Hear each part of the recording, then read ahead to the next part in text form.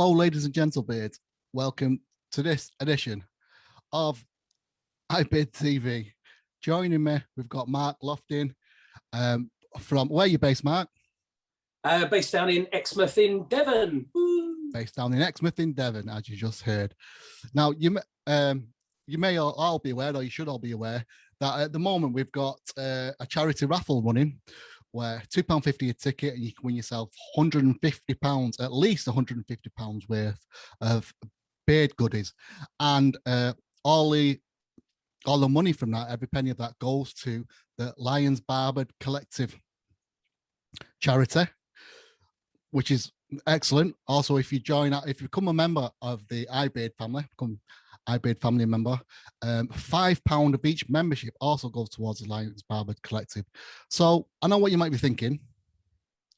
You're thinking, one, Carl, what is the Lions Barber Collective? And two, who is that handsome chap sat next to you? Okay. Well, two, I don't know who that handsome chap is. He must have gone now. But this is Mark Loftin, as we just said. He is an ambassador for the Lions Barber Collective. And before we go on about that, Lo, I think we should have a little chat about Mark and what's going on and why he looks like he's sat in a very swanky studio there. So hello, Mark, and welcome to iBid TV. Hi, Carl. Hi, everyone else. Hope you're all well. Thanks very much for having us on this. Thanks for joining me. We had no trouble bringing you on at all. It just went like that. Problem. I've not been struggling for about 3 hours just trying to get it working. So they'll never know, Mark. Shh, don't say anything. They'll never know. So what's with this swanky studio that you're in a moment? Yeah, so this is one of I'm a barber. We have a couple of salons I run with my wife, who's pottering around the back there. But we got a salon in Exmouth and Budley, Salterton in Devon. They're two unisex salons, all inclusive, non-judgmental environments for anybody to come in and get their hair, beard, or any other part of hair on their anatomy taken care of. So this is the salon in Budley. It's got the best reception and Wi-Fi, so that's why we're here. Got a lovely display behind us for some of our gentlemen's products there. I noticed the Ruzel and Captain Fawcett's. I can see that. Yeah, Captain Fawcett's. The Bluebeard's Revenge down. Oh, in the yes, middle. right, yeah. Kuhn and Crazy Ball is the other one down there. Crazy Ball? Yeah, BULL.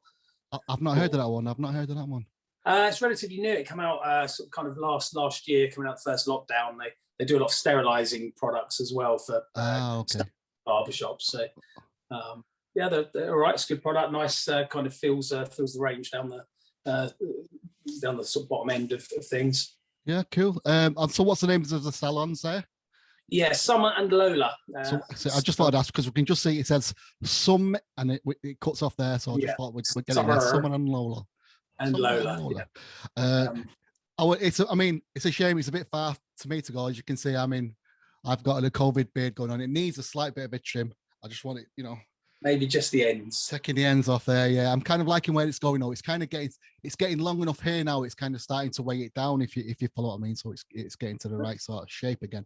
So I don't want too much cutting off. In fact, I'm almost thinking about maybe leaving it another 6 months and see how we get on. Yeah, let it go. See where it ends up. I don't want it really down here, real long beard. Sort of the length it's at now. If it was that length, sort of full, do you know what I mean, filled in, that'd suit me perfectly. Right. So anyway, enough about me. Yeah. So we've come here to talk about the Lions Barber Collective. Mark, what is the Lions Barber Collective and what's it all about? Okay, so it's a charity. It started up 4 years ago. And it looks to basically rid the world from suicide. That's what we're aiming for, a world with 0 suicides. What we do as a charity is we train barbers and other hair professionals to potentially spot the signs that somebody is suffering with poor mental health and potentially thinking about taking their own life. We work on something called the 4 pillars, which we can talk about to sort of ascertain as to whether we can help and where we can signpost people to. So we're not professional mental health professionals. We are barbers. We're there to bridge the gaps between the services that are available out there for people and the communities that we serve. So that's the crux of it, is to train as many barbers and hair professionals to help people if it looks like they need to. Yeah.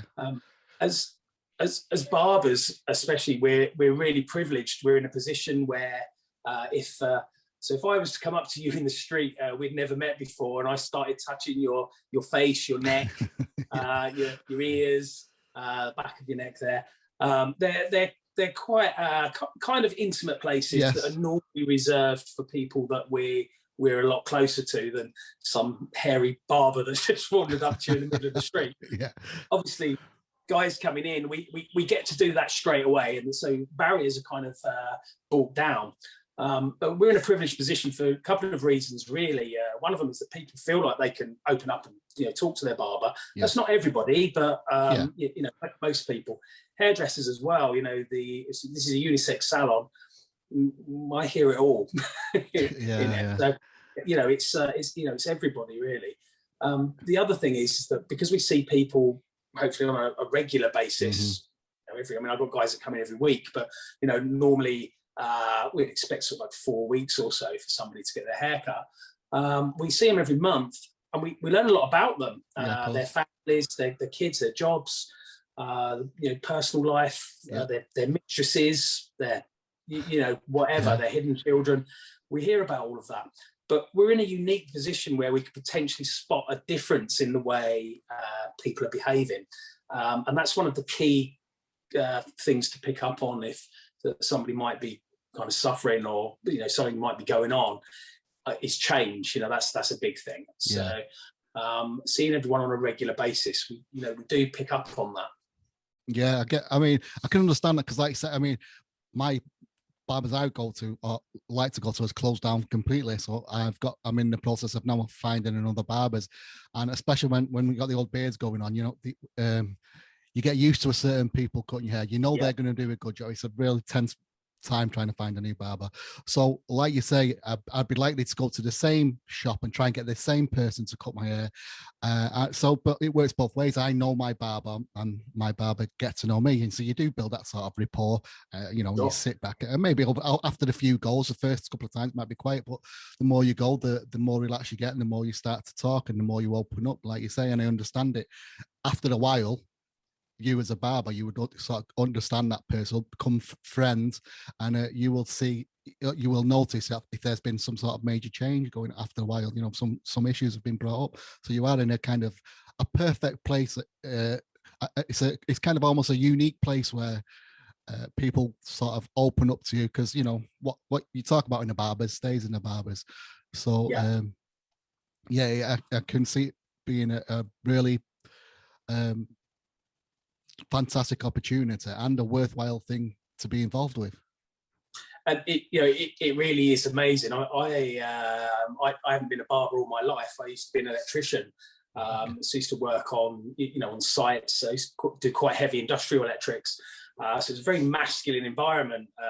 But I got to admit, I've always worn my heart on my sleeve. So the people you're around, normally kind of feel the same way. So I've never really sort of shied away from that sort of thing.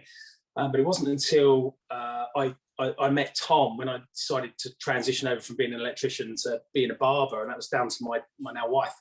And I come across the Lions. It really resonated with me, with what Tom was trying to achieve, and the kind of way he was doing it. Originally, I just wanted to kind of personally reach out to guys that were having problems seeing their kids from messy divorces and things like that. It was something that was personal to me. I wanted to help other guys. It wasn't until I got involved with it I realised that the problem was much bigger. But now I have contractors come in, and whereas before kind of the on-site might have been a bit more kind of man up and that sort of thing. I now get contractors coming in, scaffolders, all sorts coming in, and within a couple of visits they're they're completely different in how they talk and how they open up and what they talk about. Right. And the thing with mental health is that we have our physical health. This only seems to be coming about, in the last sort of, not even the last decade, that people are really kind of addressing this. Beforehand, it was you were nuts, you were mental, that sort of thing. And now we realise that it's not actually just because of that. It's because people are not coping with life and some of the things that get thrown at them. And whether that's personal relationships or their work or money or whatever else. Now we realise we have to look after our mental health as much as we do our physical health, because they are linked. So getting people to understand that and open up and talk. One of the big things for me that I've realised we kind of talk about within the organisation, and sort of looking out about the people that we've helped, the people that we know. But also we don't release personal details. But I've had 3 people in the few years that I've been involved that have actually said to me that they were contemplating taking their own life. Wow. And they're still with us now. So good. The things that were put in place were that helped. But for me, the biggest thing is not necessarily the people that we know we helped, because that's a great thing. Yeah. What's sad is that there's so many people we haven't helped. Even in this area, over the last couple of years, probably been about sort of between 15 and 20 people take their own life, quite high profile ones. Right. So, and that's sad, especially when you're kind of in the area and you're kind of like, you should be coming to see me. But they don't necessarily know, or they don't want to. That's kind of okay. But it's the people that we don't know that we've helped, because just by talking, just by having this conversation, if you kind of divulge some information to me or some personal thoughts and emotions, that might be enough for you to not go on to feel like taking your own life. Yeah. Does that make sense? Yes, I know what you're saying. Yeah. It's those people. It's unquantifiable. That the real help that's out there just by talking and just by opening up.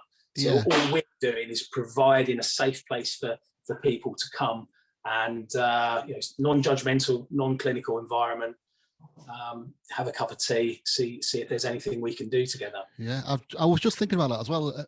From a barber's point of view, you may get some people that don't really have anybody else on the out, not got a lot of friends or no friends or whatever. But, for the most part, they still need to get the haircuts or the beard trim. So you may be seeing these people who don't have that interaction with other people. So you are in kind of an important position there to get involved with them. So do the shops that have done I assume they go through some training to be part of the collective? Yeah, so that's the main function of the organisation, is to train people. So it's called Barber Talk. It's based on 4 pillars, which are recognise, ask, listen, and help to help. Okay. So they're 4 very important kind of parts of it. The first one, obviously. So if I sort of just go back a little bit, so we pre-COVID, we would deliver this in a training environment, maybe in a like a room they hire out above a Weatherspoons, or it might be in another hair academy or something. We get funding from the NHS and various other national government organisations, as well as the fundraising we do, and that pays for the training to be free. So that's bums on seats to get the training themselves. And that's important. Sorry, mate. I was going to say that's an important thing to mention there. So if there is some barbers that see this interested in getting involved, it doesn't cost them a penny to do the training. No, most of the training is carried out either on a Sunday or a Monday. There are, if it's college or something, then we do it on any days. Yeah. But traditionally, like hair salons are like closed on Mondays because they all have to work Saturdays. But we don't. We're pretty much open 7 days a week. So, but obviously, it's going to cost people if they've got to take time off work. It's going to cost them time off work. It's going to cost a bit of petrol money. It's going to cost a bit of parking. They get tea and coffee and a bit of lunch provided. But the actual training is free itself, and it's invaluable. I mean, a lot of people walk away with it feeling really empowered to they can help. It's a bit like going and learning how to do CPR. You know, if you saw someone on the other side of the street and they collapsed from, you know, a cardiac arrest, you'd want to go over and help. But if you're not trained in CPR, you're more than likely to go, I think I'll just carry on walking. Yeah, somebody else will sort that out. Yeah, and that's what this is about. It gives it the confidence to make that step sort of thing. To actually ask the questions and then cope, because the next problem you've got, because you know, ultimately, you know, worst case scenario, I suppose, would be when you ask someone, you know, a lot of the time when someone is feeling like this or X, Y, and Z has happened to them, they might think about taking their own life. Is that something that you've been thinking about? Right. And then, of course, you've got to deal with that answer. It's all very well. Yeah, of course. It's all very well asking the question and then someone going, I think about it. So that's quite a shocking thing to. Sorry for cutting off you. It could be quite a shocking thing to hear, couldn't it? Someone's actually thinking of committing suicide. It's a big thing to take in. That's a big thing to deal with. Yeah. So go on. No, go on. No, so I didn't want to cut you off there. So if we've gone through what are the 4 pillars again? Sorry, so you've got recognize, ask, listen, and help to help. So I was going to say, so what have we gone through the process? We're speaking to someone, so we've recognized that there's an issue. You've asked about it. Ask. Third one. Is you got me on the hot now with this. Yeah. Where are we? Number 3. Recognize, ask, listen. So the next one, so that part of it is, so we've recognized it, we've asked the questions. How are you feeling about this? Is this, you know, how important is it to you? Is this something you're thinking about doing? Where are you with it? And then one of the most important things to do is to listen to what someone is doing. Yes. So one of the exercises we do in the course is we have a breakout for 10 minutes, like a breakout session in pairs, and the other one just talks for 10 minutes at the other one. The other one's not allowed to say anything. Yeah. I like a chat. Yeah. Yeah. That's probably one of the hardest things, because of course you want to jump in and help people. Yeah. But you have to listen to them. You have to listen to what the problem is and let them get it out there. Let them say what they want to say. Yeah. Yeah, because a lot of the time when you're listening to somebody, they're resolving these problems themselves. They just haven't vocalized it at all. Yeah. And just briefly touch back onto barbers and friends and that. You said that a lot of people, you know, don't have friends. So they might not have anybody to talk to. We definitely have people in here, but the only human contact they have with someone is when they come in for their weekly blow dry or something. Yeah. There is that. But the other side of it is, I can't talk to my mates. My mates aren't going to understand. They're going to rib me a little bit about it. Or it's embarrassing or whatever. So sometimes talking to a confidant, like say, it was said in the barbershop stays in the barbershop. Yeah. That's not always true. Sometimes it comes out while I weep gently into my pillow at night. But yeah. So a couple of areas there that people might have a lot of friends and find it difficult to talk to them. They might not have any friends. Yeah, of course. Yeah. So listening to people, let it sort themselves out if they can, and if not, then we move to help, which is the last stage of it. And this is where there can be some crossover that can end up quite personal for the barber or the hairstylist involved. Is that it can be quite an emotional burden that's put on you if you're talking about that sort of thing. You know, I'm not talking about people have had a rough day at work, or they've just done their last 20 quid on the horses. The help to help is there for us. Each person within their own salon will look at what organisations and services that are available locally, and make a list of those, and then present them to whoever might need them.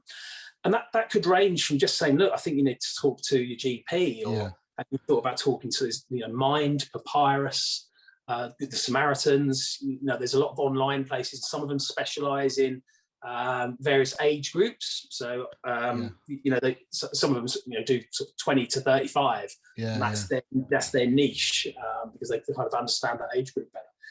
There are other organisations out there that are a lot more kind of broad, or can help there. So it's down to the individuals to do that and help to help. And obviously the support from the Lions is that we have support groups. We have some amazing health professionals, mental health professionals, the top of the field, and not even sort of top of the field in the area. We're talking about internationally, worldwide psychiatrists. So there is that support there, and that's important as well, to look after the people given the support. Need to support them. I was going to ask that. Is that support for the barbers themselves? Because, like you say, some of the stuff could be, I assume, some of the stuff that they're telling you could be quite harrowing and quite bring up a lot of emotions in yourself. So you have somewhere that you can offload that information, stuff in confidence to yourself, sort of thing as well. Yeah. Good. So I mean, go on. I was going to say, most of us have got good support networks anyway. With friends. I mean, my wife is amazing. For instance, she'd be my first port of call for anything like that. She's kind of heard and seen it all as well from like her angle on the ladies' side. So she's quite empathetic towards that, and normally we can kind of cope with that in between it. Occasionally, it sneaks on a little bit further when it is particularly emotional or harrowing. Some of the information that we're told, and this could be historical abuse. That's kind of led them to where they are now, or a specific instance that's happened recently, and that can all obviously touch us personally as well. There's a lot of similarities between us, because obviously we're human beings, so we're empathetic anyway. Most people are, and the rest of it, sort of partners, children, lives, they're all similar, aren't they? Cool. So some of it can really hit home. But I suppose, like, for anybody who's interested in doing this course, any barbers that, like I said, that watch it, I suppose they have to make sure, have a good long think about it. It's not something just to rush into, think, that's a good idea. You have to make sure yourself that you're in a good place to do this, and you've got that support network for yourself, so you can, you've got that backup there just to help you if you need it. Maybe not for someone who's, just thinking, let's do it. It's another pull for the barbershop sort of thing. It's quite a serious thing to consider. It definitely, it's something you should think about. I mean, I had no idea at the time, when I first joined, that I kind of thought it was a really good thing to do. And I wanted to help, but of course, right at the beginning, I don't think I fully understood exactly how involved you would have to get. And of course, if you're going to expose yourself to something, an environment, eventually you're going to kind of be exposed to it, if you like. If you're going to ask questions, if you're going to go places, then you've got to be prepared to what you might hear or what you might get involved with. Right. I mean, it can go the other way. With where clients have obviously they have mental health issues that they can't separate somebody helping them to somebody being involved in their private life. So sometimes stylists and that can be quite exposed, but it's not. It's ultimately a really good thing. Sounds fantastic. So would they get, once you've done the training, do you get something like this sort of image, like that sticker that you can put in the window to show that you're part of the Lions Barber Collective? Well, you're never going to get something as nice as one of Carl's badges, are you? But I mean, they do merch and that. You can't actually get hold of this hat. This is like, I think this is a one-off. I don't know how I managed to blag that one. I've got it. But they do T-shirts. You get a certificate saying that you've been trained in barber talk. It's quite a nice certificate. I haven't got one with me. It's a bit bad, really. I should have had one. Fair enough. But you get that, and then we do various pins and badges and things as well. So there are some little treats for people. We've obviously got kind of leaflets and window stickers for the barber shops, and we go on to a map as well that says that you're basically a safe space. Fantastic. Sounds brilliant, mate. Well done on the work that you're doing now. Well done to the Lions Barbers Collective. So, it's getting bigger and bigger by the month. The ambassadors that are part of it are some of them are quite high profile. So, within the industry, they're very high profile. So that, you know, their reach is amazing, and people, you know, give most of it's voluntary.